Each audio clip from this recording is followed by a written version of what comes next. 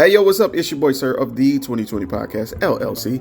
Please say the LLC. And before you listen to this episode, I just got to let you know, I need you to stop what you're doing.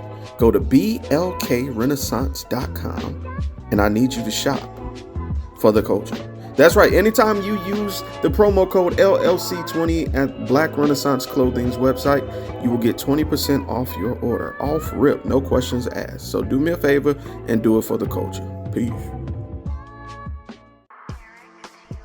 Hey y'all, it's your girl Sade with Black on Black Rhymes. Step to the mic. Mic check. People always ask me where I get my confidence from, and I get it from inside. It's an inside thing, y'all. And when it comes to beautiful skin, I rock with Blendia by India, where her motto is, be confident in your skin. She has a variety of naturally made soaps to keep you smelling good, hair products for long, luscious, healthy hair, and even beard products for men. You know, we got to keep those struggle beards away.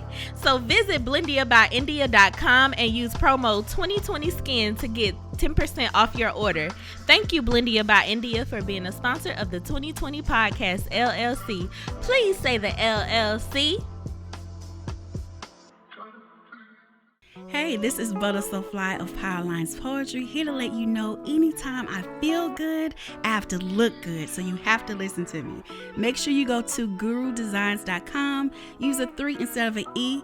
The website is great, so you can get something for yourself, and then she makes custom clothes for men too. And guess what? I got a promo code for you. Use 20/20 and it'll get you 15% off of any order $25 or more. You can't beat that. Go to gurudesigns.com. The self-destruct sequence has been activated. Repeat, the self-destruct sequence has been activated. This sequence may not be aborted. All employees proceed to the emergency car at the bottom platform.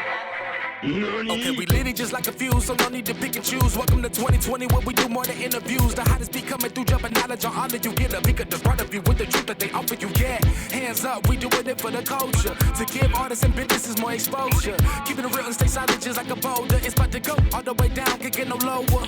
Chasing my dreams, know that they get no slower. But if I stay running, I promise they getting closer. Moreover, success my older. And if you're sleeping on me, I'm waking them up like Folgers. I told you, coming from the land with the tide roll. Well, we'll be on a whole different vibe though. We like to ride slow and keep our windows tinted so you really can see us like Stevie Wonder waking up with his eyes closed. Yeah, got the kind of flow that rock the boat. On my 16s of pounds of dope. And if you figure you can hang with me on the mic, then grab some rope. Matter of fact, better grab some hope while you at it. We keep it live, it's time to tune in. Turn up the sound on what you're using. It goes so hard, I think it's bruising. The show is 2020, no need to zoom in. Yeah.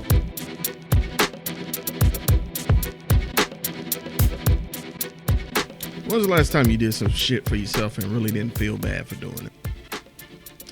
I'm gonna go first. Not to sound like a TikTok. But last time I did something for myself was last week. I went and snagged me a 55-inch TV. And it was because I had a crappy day at work. Now I know what you're thinking. That shit sounds petty as fuck. It don't sound like much. But let me explain why it was a big step for me. So bam. I'm the type of person that when I want to do something, I gather the courage to do it. I convince myself I'm going to do it. And then when I do it, or right before I do it, should I say, I convince myself that I'm doing myself a disservice. I know shit sound crazy. It's been countless times I wanted to pull the trigger on a decision or wanted to go somewhere or want to buy something for myself. And it may be something frivolous or it may be something major. But because it costs money, I would talk myself out of it and tell myself I'm being irresponsible. And so for years I dealt with this. Buyer's remorse is just an everyday thing for me. So one day I decided to look it up. And research was done on it because I'm still hesitant about going to a therapist. I'm just going to keep it a buck. But I did some research on it. And it turns out the reason that people who buy stuff or hesitate to buy stuff or feel bad when they buy stuff is tied to trauma. It's tied to the idea that you're being irresponsible because you haven't taken care of other things, or you've been in a situation indirectly where priorities weren't met, and money was spent elsewhere, and therefore you suffered the consequences. And I know I just said a lot of mumbo jumbo, so I'm going to explain why that affected me and hit me so hard. Growing up, I grew up poor, cuz like majority of us, I grew up really poor. It was just me, my brother, and my mom. That was it. And my mom was in school. She was an LPN, just trying to make shit work, trying to make 1 + 1 = 2. So she was working a lot. She usually maintained 2 jobs, you know, going to school and stuff during the day, doing some what's it called, part-time work, and then working at night. That's just how we function. So it would be times when my mom would have these fuck it moments, because my mom was in her 30s when she had me. No, that's wrong. She had me in her 20s, her early 20s. My mom had me when she was 24. She had my brother when she was 14. So needless to say, my mom was really trying to make it with 2 kids around the age that I'm at now. And it would be times where she wanted to go somewhere or do something, and she say fuck it, and she'd do it. She'd go have fun, go and do something, and on the back end, we'd have to like eat neighbors' leftovers. I remember several times like we'd have to ask our neighbors across the street if they had any scraps. You know what I'm saying? That's what we called it, or leftovers that we can have to eat, because we wouldn't have any food. I remember it was times where my mom would have to play catch up so much that she would have to borrow food or borrow food stamps in order to get us food. Or I remember several times like she used to do like Rent-A-Center to get stuff nice, and like TVs and stuff. And I remember we'd have to turn off the lights and sit quiet as they knocked on the door and shit. Like, it was wild, man. And so now seeing that growing up and experiencing that and knowing what that means, I always second guess myself when I want to do something for myself. Like, convincing myself to go on vacation is a task within itself. I recently did it randomly for my mental health, and I didn't feel as bad this time because I had the PTO. I was burnt out justifiably at work, and so I was just like, yo, I just need this weekend. You know, I need a couple of days. And it was great. But I find myself thinking about the gravitas of it, you know, like, and I had plenty of PTO left over. I had taken care of everything at work. My boss knew like 2 weeks in advance. You know, I don't know. It's just, it's the need to feel and justify that what I'm doing is okay, because there's nobody telling me there'll be no repercussions for what I'm about to do. And I know you think, well, you know, that should be nothing. I make okay money for what I do. I'm doing pretty good for it to be just me. But even like doing stuff for other people, I second guess myself. Like, I have trouble buying gifts for my mom for her birthday because I was nervous. You know what I'm saying? Because I remember last year I bought my mom a Fitbit, and you know what I'm saying, like a really good one. And she never uses it. So I'm like, man, you know, like I spent X amount of dollars on something she don't even like. You know what I'm saying? Like, damn, that sucks. You know, I probably should have did something else, you know? And so I feel like, damn, that was a stupid waste of your money. Why did you not do something simpler, you know? And I do that with everybody. Like, it could be like I may need like a pair of pants or something for an event.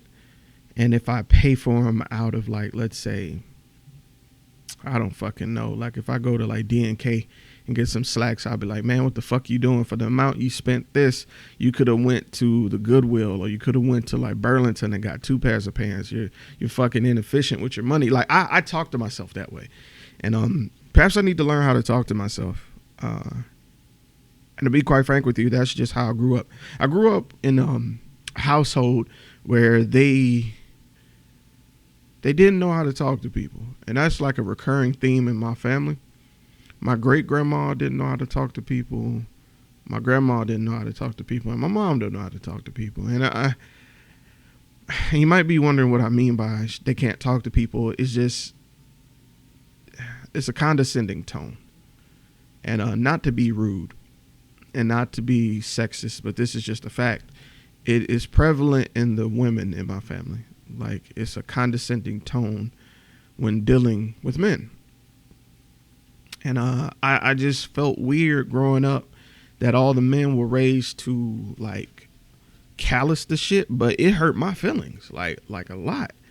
And even when I would speak up, I'd be told by the women and men that I was being soft. So the same people that thought it was fucked up would not like stand behind me when I was like, yo, I don't like the way this feels. But yet my family was one of those families that would tell you, yo, we're open door. You can say anything. You can talk to us about anything. And that was very seldom the case. I honestly, like, only about 3 people I would talk to honestly about how I felt. And what was crazy is majority of this was with the women that was in the church or involved in the church a little bit.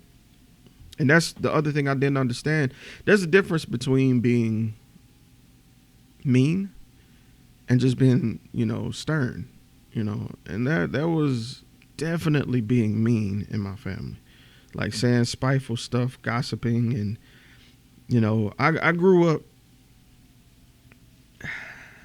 up at first not going to church. You know what I'm saying? Because my mom was young. We were young. If I did go to church, we went to this Baptist church around the corner. That was like our family friends church. And then after a while, my great grandmother found out we was going to this church. And she was like, nah, you go to our church because we preach the truth. And if you don't get the truth, you going to hell. So we packed up and started going to that church. And this church was old school, bro. It's apostolic. It's a thing. It's a lot. So going from Baptist, which is really, for me, it was a lot more love and focused on worship and praise, and like it was hands-on. I really enjoyed it. It was cool. I felt good going to church there. And then when I got to, the other church, there was a distinct difference in tone. Like the kids were even meaner. The families were like tribes. It was like, don't get me wrong, all of my experiences weren't bad. It was just overall it was poor. Everybody was accusing like everybody of being gay, or you had to be pressured into sex. Everybody was fucking. I was privy to sexual assault at a church event one time involving my cousin, and I was so shook I didn't know what to do. And I've never said those words before, but and I never apologized to my cousin. We don't even talk about it. But she was dating this guy, and they had sex in the room. So it was me, this guy, and his brother. My cousin was having sex with the guy she was dating, and me and his brother was sleep on the floor. And then his brother woke me up and was like, yo, they up there fucking. And so he was like, what y'all doing? And he was trying to ask her to have sex. And like he was taking the cover off of him and shit. Like it was wild, bruh. And I'm sitting here faking sleep. And he's begging. He was just like, yo, just let me put it in. Like for real. It was wild, bruh. And I remember him saying, what you crying for? And that was like, whoa, that ain't it. So, yeah, that happened. And it made me look at shit a lot different, man. It made me look at shit a lot different. And there was a few other instances.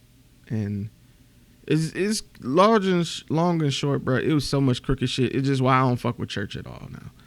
I just can't. Like, my mom calls and begs me to go to church and visit. And, yo, I just cannot. I can't.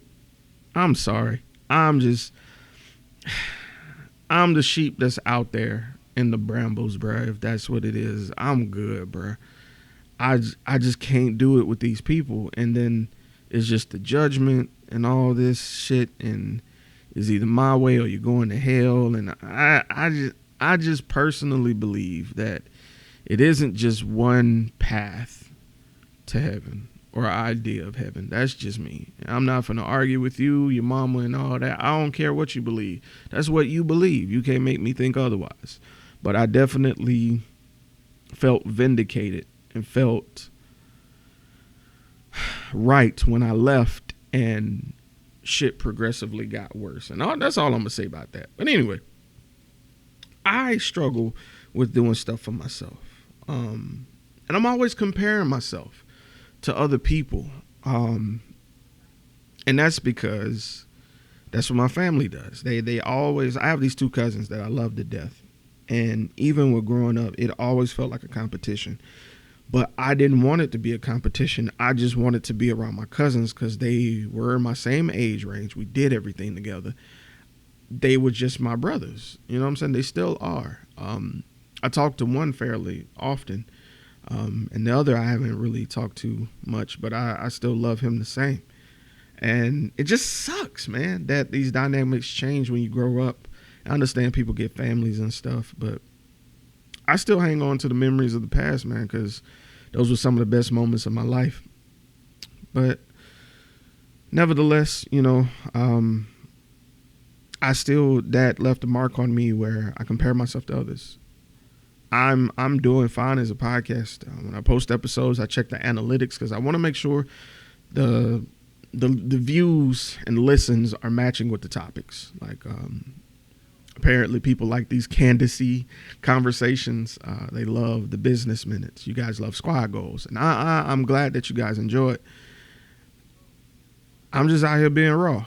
You know, I used to try and like facilitate so much because I wanted to show things from a particular angle, and I stopped because it was so stressful trying to put on and be something I wasn't. So now I'm just giving y'all this, just raw talk. And plus I didn't have any more content. I got a recording session with iRob and No Ankles tomorrow, and I'm thankful. But going back to my point, because I'm a little bit all over the place, I got to stop comparing myself to others. Like, I look at achievements, I look at listenership and deals and all this, and I just feel like I'm not good sometimes. Like, I feel like I'm doing things the wrong way. And I know none of my team is going to hear this because, to be frank with you, I know they don't listen. Because, you know, they have their own things going on, their own projects. But I just wish sometimes that I could just stop focusing on what other people were doing and, like, how much my people appreciate it. I just really wish I could. I don't know how quite yet. Maybe I will one day. I wanna be there for my people more who really fuck with me. There's some people that supported me through thick and thin, through good and bad. And when I say good and bad, I mean on both ends, on my end and on their end. And I appreciate them.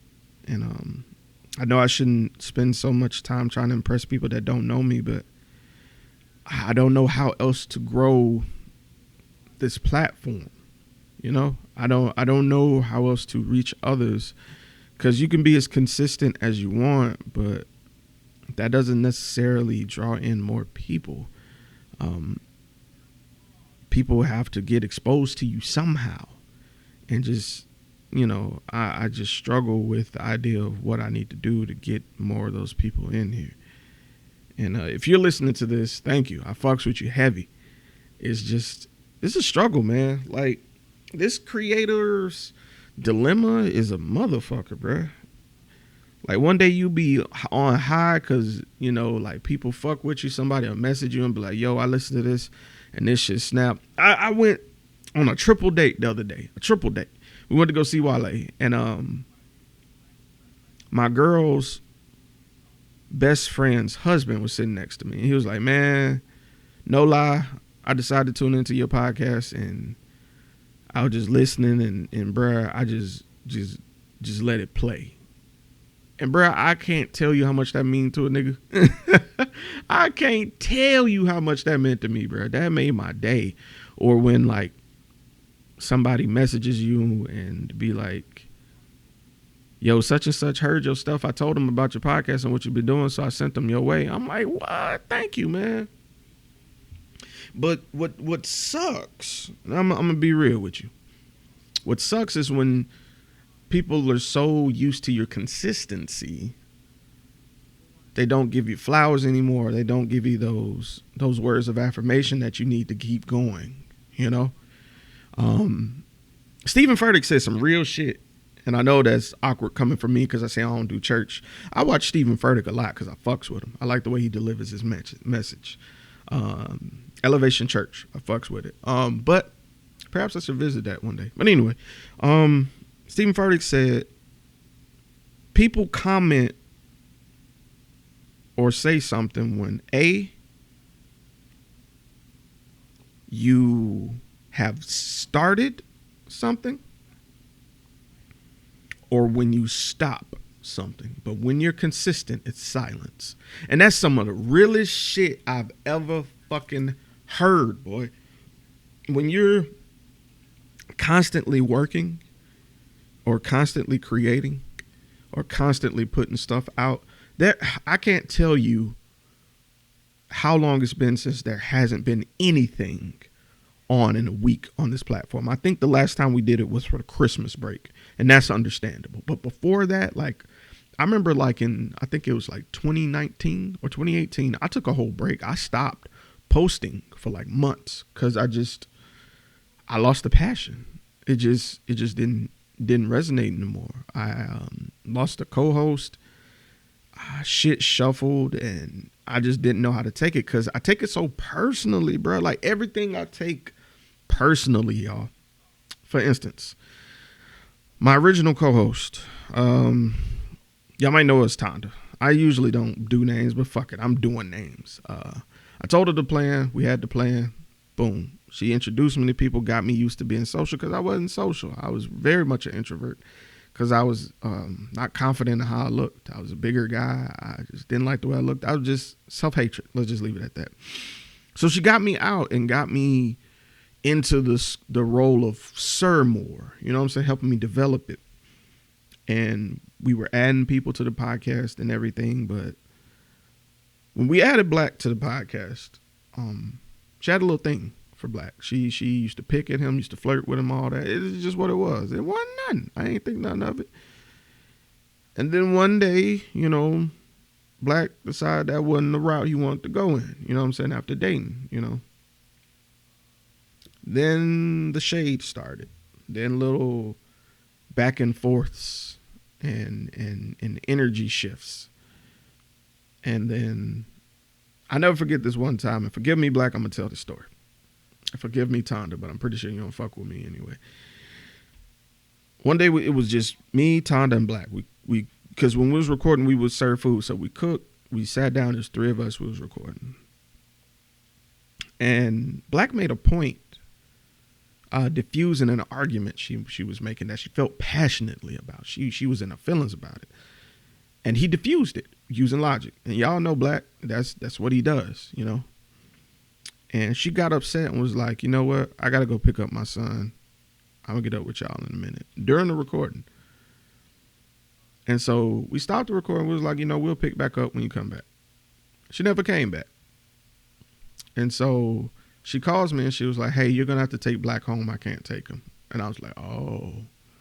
See, Black had rode with her. You know what I'm saying? She had picked him up and, you know, and all that jazz. Now, I know what you're thinking. You know, what if something was really up with her son, whoop-de-whoop, no problem. And that's fine. It was the tone of the phone call that let me know that she just didn't want to. So I'm in the car with Black and she's telling me this. And I'm like, okay, that's cool, but don't do this ever again. I said it just like that. Don't you do this ever again. Because one, this is my platform. Two, that's some shiesty ass shit. I don't give a fuck if you don't agree with somebody or not. If you're somebody's ride and they don't do anything to disrespect you, you just don't like the way they refuted your stance. That's some, I'm going to leave that there. But anyway, so I took my nigga home. I ain't even tripped. You know what I'm saying? He peep game, I peep game. It just was what it was. I was 2 steps from releasing that episode. But I said, nope, I don't like the energy behind it. I deleted it. Slowly but surely, We would try to do sessions. She wouldn't show. She wouldn't come. She wouldn't do this. But on her Facebook, she'd make little snide comments about, you know, people and groups and not being who you think they are and all this other shit. So at the end of the day, I was really stressed out about it. I was trying to see what she was. We'd have conversations. Even had an intervention one-on-one between me, Kay, and her. And, you know, we got it all out in the open. We addressed it. Still didn't feel right. So I said, you know what? I'm already being viewed as the villain. Let's just put an end to it. Because I'm the type of nigga that I'd rather rip the Band-Aid off rather than sit there and just deal with a flesh wound that's rotting from the inside. I'd rather rip that shit off and let's just go. So, boom. I removed her from the platform. She created the 2020 page. I deleted that page and created a brand new one.